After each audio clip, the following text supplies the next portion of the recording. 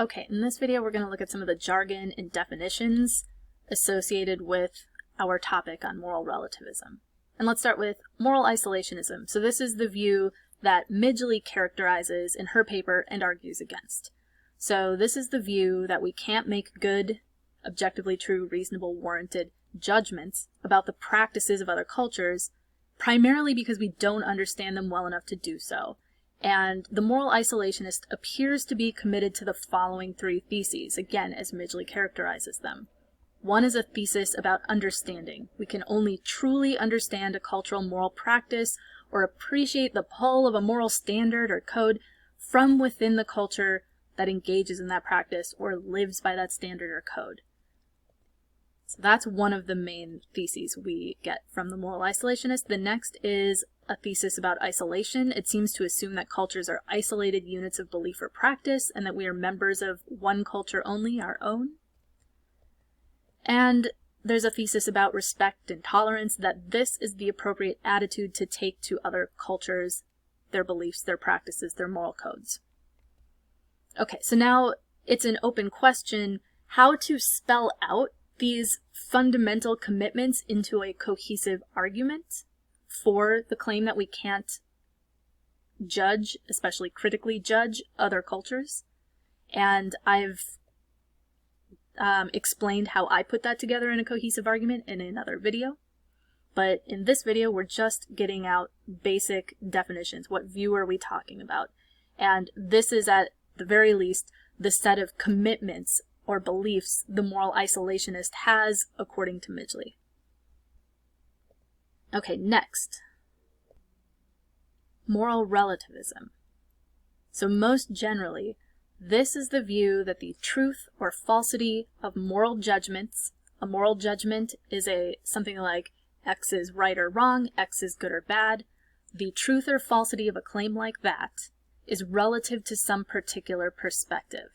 So this is general in the sense that we haven't specified what perspective is relevant, right? So we could talk about the perspective of a culture.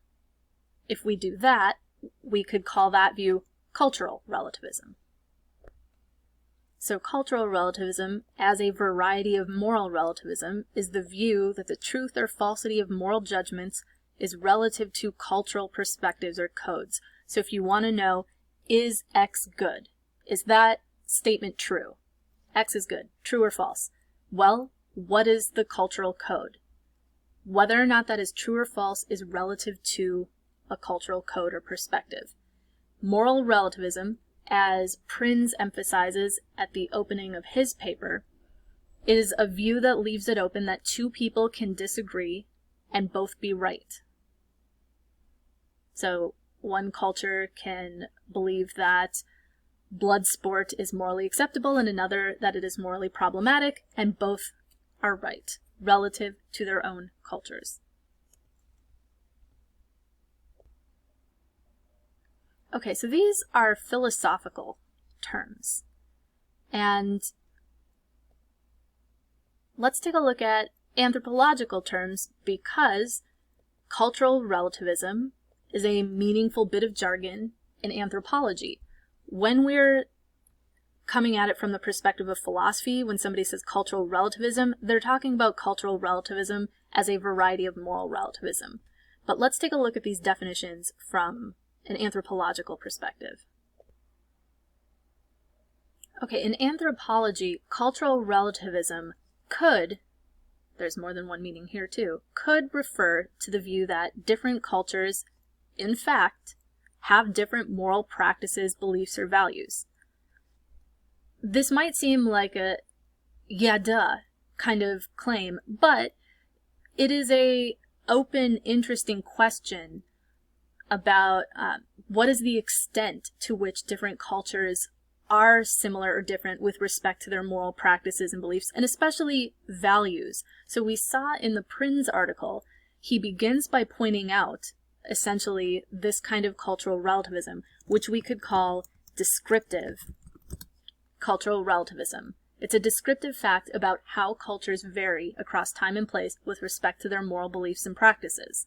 And as we saw, he gives us a list of things that people disagree about, right? Cannibalism, child brides, is the title here. And he suggests that the critic of moral relativism could deny this descriptive cultural relativist claim. They could deny variation. Now, in some sense, of course there's variation. So when they deny variation, what are they denying? They're denying that the underlying values are really different.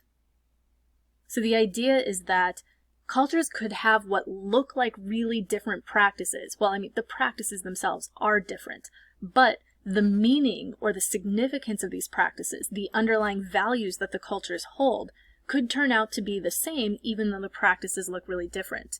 In the background conversation about this, a very common example is funeral practices, the practices that different cultures engage in to respect their dead. Perhaps they share an underlying value.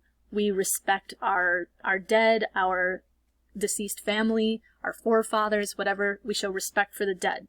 But what that looks like can differ because of historical circumstances, beliefs about the way the world is, their situational circumstances.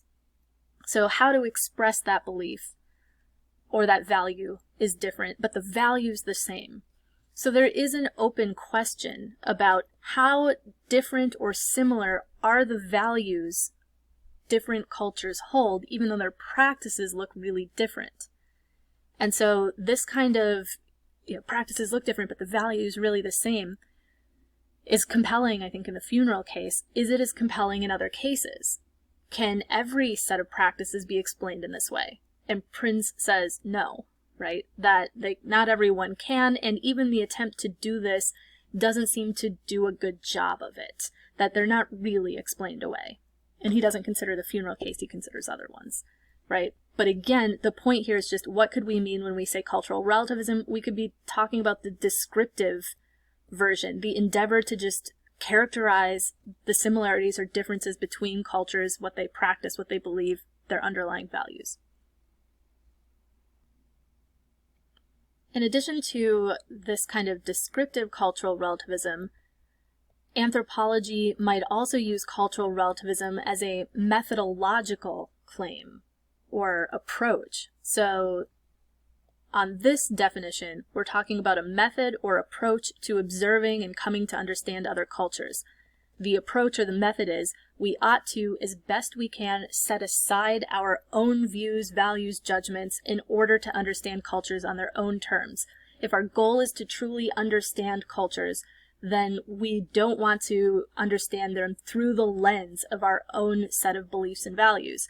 So as best as we can, we need to set those aside and be as neutral as possible in our observations. And that's our best hope for truly understanding and appreciating other cultures. So it's a method or an approach, a tool, and we'll call that methodological cultural relativism. Okay, so one is a view about how much diversity there really is or is not with respect to some element of cultures. The next is a tool for coming to understand that, perhaps to come to figure out if a claim about this is true. And then finally, we might also encounter the term normative cultural relativism. And this is just to contrast with methodological or descriptive. So if you come across the term normative cultural relativism, we're just talking about cultural relativism as a variety of moral relativism.